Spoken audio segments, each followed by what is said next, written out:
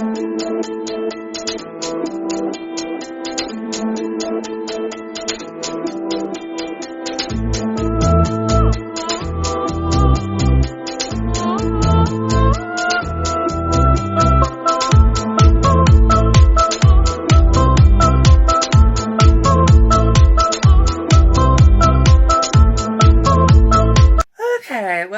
or not to another Birds of the Peppering podcast. Today, me and Lady are going to take the lead. Yeah, and so, you know what, feel free to contribute when you feel you can. Okay. Yeah, because it's going to be one of those episodes where it kind of feels like me and Lady can just handle it ourselves. But you are here because afterwards we're going to be doing a different episode. So, yeah, you may as well just stay. So, very recently, reports suggested that Captain Clutch, Marie Philip-Poulin of the Montreal Victoire, was reportedly considering taking a pay cut to stay with the Montreal Victoire so that they could potentially look at signing assets that would be able to keep the Victoire competitive as we are about to enter into year 3. Now, I kind of feel, is this really a story worth covering? That is what I initially kind of felt. Is it really worth us coming up here, doing an episode, especially when only 2/3 of us really are going to probably comment on this? Is it really worth our time? So instead of being like, well, should we not before? We'll do it anyway, and we'll see where it goes. Lady, I'm going to let you take the lead. What I'm trying to do is see if I can find the article. Yeah, that's what I'm trying to do, but we'll see. Okay, right. Okay. I'm not sure we're going to be able to find anything. No, I'm not going to find the article, so let's just go general thoughts. Lady, well, it's not an uncommon thing you see in sports as a whole. Yeah, but every time they happen, it's always like the media always makes a big song and dance out of nothing. But really, it's not really worth making at all. I mean, do we really give a flying fuck over how much people are getting paid? At the end of the day, it should be the performance we judge it on. You know, not just in sports, but in life in general. Yeah, but given how, for me, this is the crutch I feel on this. Given how we know that Emily Clark of the Charge and Sarah Field of the Sirens are going to be one of the 2 most paid athletes in the PHL next season, yeah, it does make it interesting when you potentially have got big stars like Captain Clutch herself essentially agreeing to take a pay cut in order to keep her team competitive. Because we know the Victoire are a super competitive team. Yeah, why would they even need to consider this? Yeah. You know, in both seasons, the Victoire, throughout the regular season, were up there as contenders to be league champions. Of course, obviously, this past season gone, they weren't league champions. Yeah.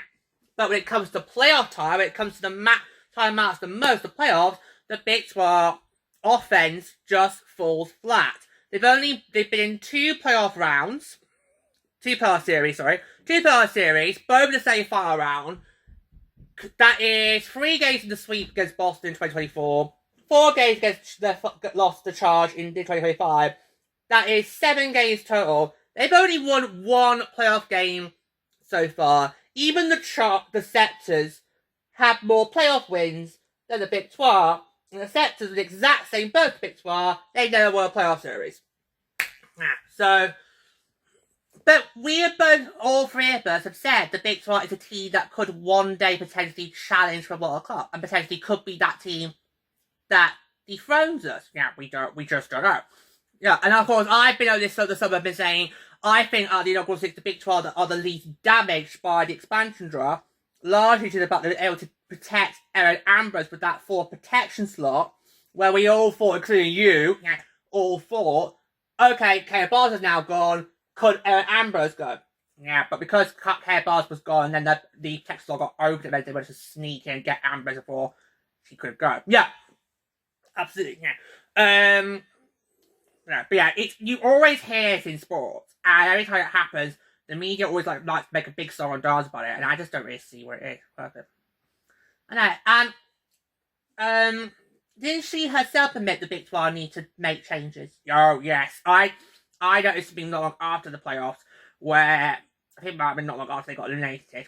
I saw that Marie Philip-Poulin herself admitted the Victoire need to have a long, hard look in the mirror because they're not achieving what they were achieving playoff-wise. No, I mean they're good in the regular season, but that's for nothing if you can't then obviously get over that hurdle of the postseason. Yeah, absolutely. I mean, I've seen it myself. It's like there's a lot of sports. You can have a really great regular season, but it will come for nothing if you cannot, when it matters the most in the championship round, you can't get it done. I know that first hand myself. With various other teams in different sports. But I just kind of think, I mean, wouldn't we be praising her for this? If this is that, because we don't know if this is actually true. And of course, the Women's Hockey Report on the Locked On podcast network, they covered this brilliantly. So I recommend you go and check that out. Yeah, they put it better than us. Like I thought, if this is true, shouldn't that work in her favour? Because it would be seen in the eyes of a lot of people well, clearly Marie Philip-Poulin is committed to staying in Montreal. Yeah. And if she's that committed to staying in Montreal, she's willing to do whatever it takes to give the Victoire a fighting chance at a World Cup, and that means being paid less than what she could be paid normally. Yeah. And of course, obviously, when we come to CBAs, money is always top of the list. Yeah. Top of the list as to reasons for causing disruptions to negotiations. Okay, I mean, it always. I mean, pay was a huge factor in the various lockouts we had in the NHL over the years, including the most recent one, which was during the 2012-13 season, which wiped out the 2012 portion, and we didn't play until January 2013. Yeah, we had 48 games that season. It was a very short season. Yeah, it still felt long at the same time. But money has always been a huge factor in CBA negotiations. It always has been, always will be. It's just the way it works. So the fact that she's potentially considering that she would be willing to take a pay cut to stay in Montreal, does that not give her brownie points? Because that's her showing she's committed to Montreal. What do you think? Well, yeah, I mean, and especially if we want to bring the Ash into it, right now, nobody has any idea if Conor McDavid is going to sign or not. So that could be questioning his commit. We seem to be bringing Conor McDavid a lot up on this show. You started it. you started it. And well, I didn't expect Wales to win MVP. I didn't, because I think I just automatically it was going to go to one of us, because this was still quite a young league, and of course it's very, very rare you give it to somebody who's on the losing side. Yeah, I mean, him getting it last year was the first time I'd seen it in my time of the NHL. So, yeah, you started it. But, yeah, so people could be questioning, is he committed to Edmonton or not? And some of the answers he given to previous interview questions, I also question it. I think it would not surprise me if we get to the trade deadline in March. It would not surprise me if he looks at where Edmonton is at that point and thinks, nah, I'm going to get traded. Would not surprise me. What, Florida? No, I'm not saying naming teams. I'm just saying it would not surprise me if we get to the trade deadline, which I think will be during the Paralympics. It would not surprise me if we get word he's asked for a trade and they give it him. Would not surprise me. Because I say, giving somebody who's going to win getting that cup, because Edmonton's tried twice now and failed. So the fact that Marie Philip-Poulin is suggesting this, it could be that, yeah, you're right, she actually is committed to Montreal, which in the eyes of a lot of fans, particularly the Victoire fans, will be, here's somebody who believes in us, is passionate, committed to us, and wants to be able to on call. That'd be one of the problems. No. Yeah, but right now, it's pretty much gossip. As with any talks about pay is gossip. And I just think, yeah, which is why I was questioning, should we really be doing this? You know, I mean, are some people going to look, because this easily could be an episode that looks like, oh, we're just doing this because we need to, because we're bored and we need to find a couple of ideas for episode. No, it actually is news. Yeah. It actually is news. It's just we're probably not qualified to talk about it because A, we're Frost fans, B, we live on the other side of the pond, and C, we've only ever been sports fans. We don't delve into the business side of the sport. I mean, I technically should be delving into the business side of the sport because obviously I am an advocate for the PDHL. Like, yeah, you should really. I know, but so far my advocacy has just been about awareness. Do you think I maybe should push that into marketing? If I was you, I would have taken the course by now. Yeah, well, that could be. I don't know. I'm learning to go. You know, I'm learning to go. Before the PHI, I never was an advocate for anything, so I'm learning to go. Yeah, but I know what I would do if I was you, George. Yes, we know. Force them into it whether they like it or not. You're so lucky that Leggy's not the advocate of the trio, because if she were, she would be the opposite to me. I'm all about making people aware of the league and giving them the choice of, okay, you can choose if you want to be in or out. Lady would probably be like, right, you're going to be joining this league, whether you like it or not. Pick your team. You would be like, you probably be like, here's all the T logos, right? Pick your team! And we're not leaving this room until you do. I'll tie them up and then I'll fuck off. And again, we're back to bondage. Which we do not condone. We do not condone that. Yeah, so, I mean, I just think it's always like, whenever I hear any conversation about money, I always think, really? Is there nothing else to report that we can report on right now? You know, like, really? Like, can we not find anything else to talk about? Like how Leggy feels strongly that the Rivalry Series needs to go. Especially if what we know is true about training camps. Yep. Yeah, but that's for another time. Yeah. Plus, wouldn't you take a pay cut if it meant that you could stay where you want to be? Well, let's throw the question to you, George. Okay, fine. I'll do it, right? Let's do it. Right, let's do it. Okay. So, obviously, you are a performer. Yes. Okay. So, imagine you were off... I'll help you out. Imagine you got offered your dream acting role. You're given an initial 6-month contract. And then after that 6 months, the employer comes to you and says, right, we're really impressed with what you've done these last 6 months. We would like to offer you a full-time contract. But it would come with less money. Now, look at the camera and say, would you take that contract or walk or try to negotiate? Right, so you're set. Right, so you're trying to get right. So your scenario is: I've been offered my dream acting role. I get an initial 6-month contract. Yeah. I then get after that 6-month contract towards the end of that contract. I then get offered a full-time contract, which would basically mean I could then have the right to say when I walk. Yeah. Unless you get fired, but that's not very likely because you are a workaholic. There you go. Yeah. So and then I can then but for less pay. Yeah. So basically, what I'm saying is, if you were to be offered a contract for your dream acting role, it's initially 6 months, but after that 6 months, you get given a full-time one, offered a full-time one, but it's less pay. Would you take it? Just right. Look at the camera. In that scenario, yeah, I would. You're right.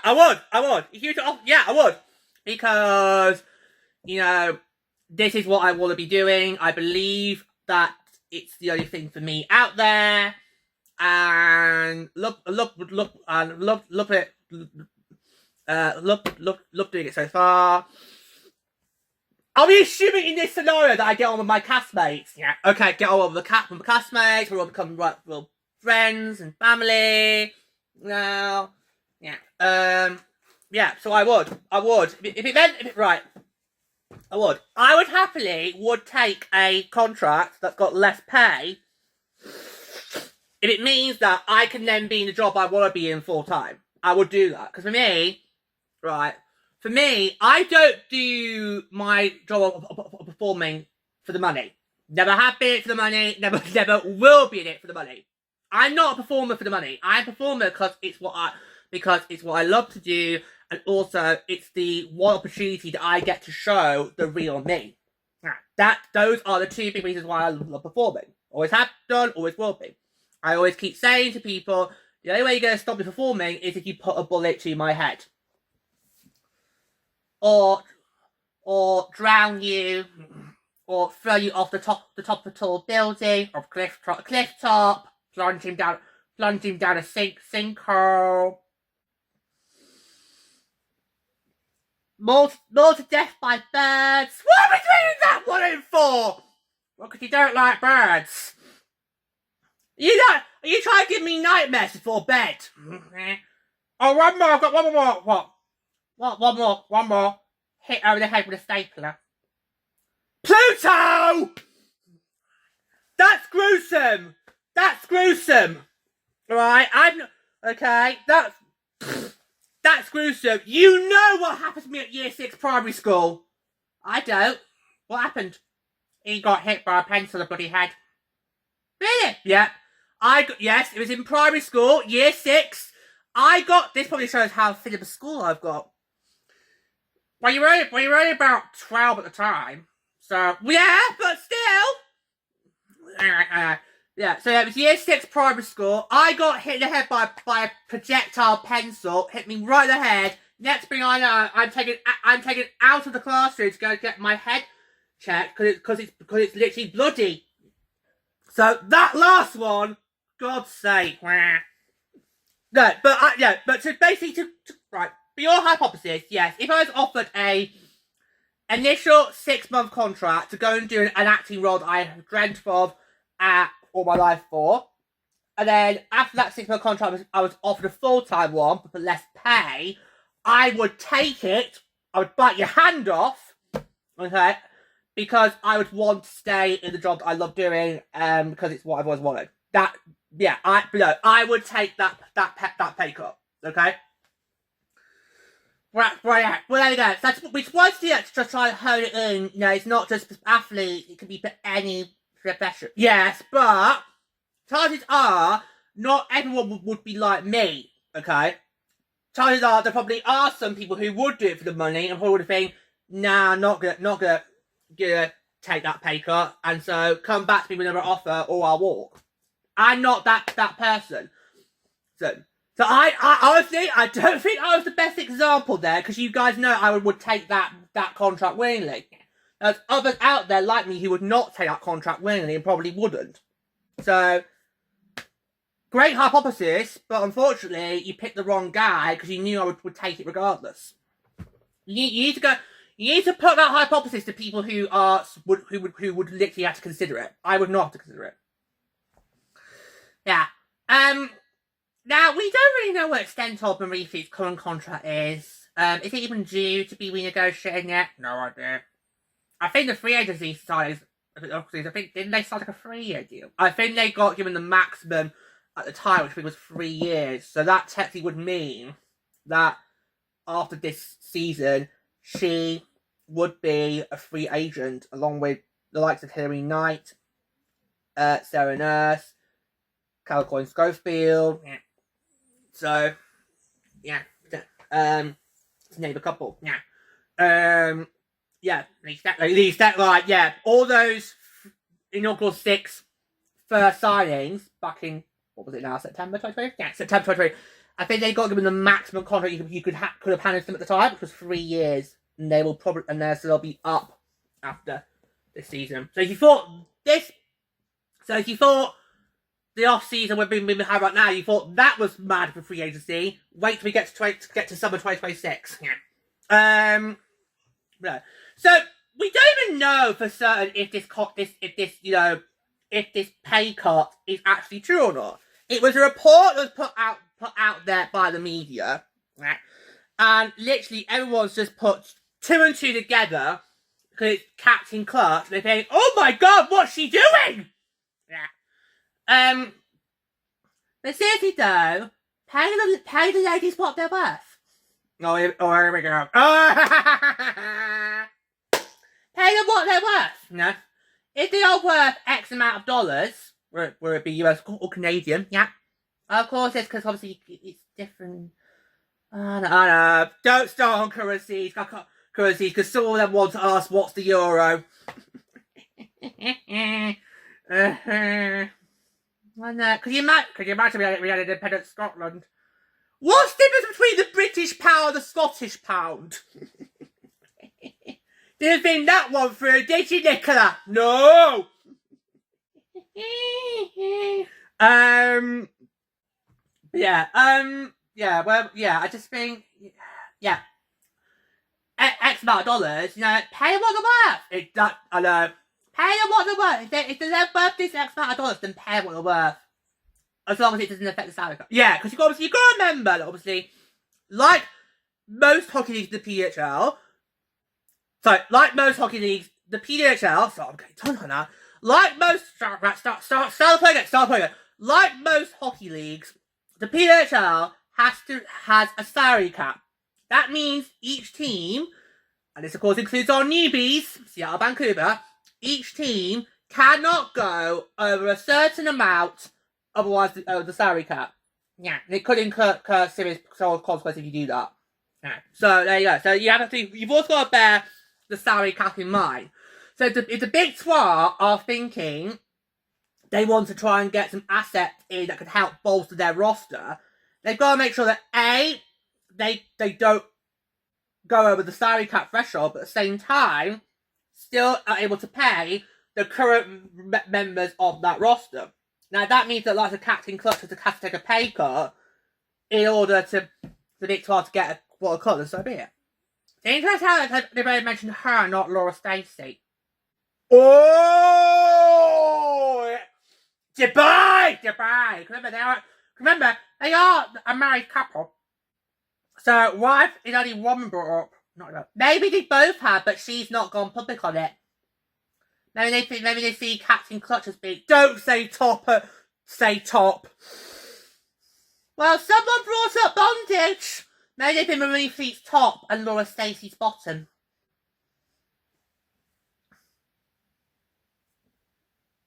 Why do we have these moments when this show goes fruity? Yeah, love it. No, I don't.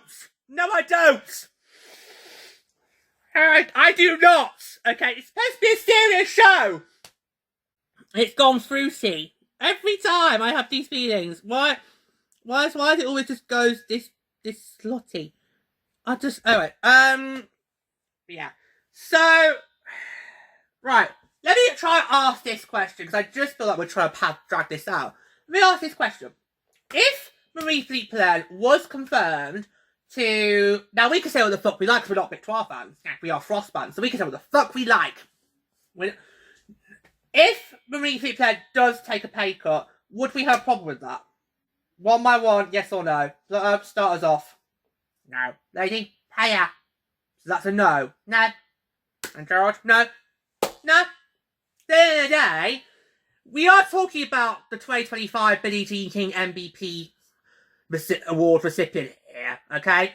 She's the reigning MVP of the league, okay?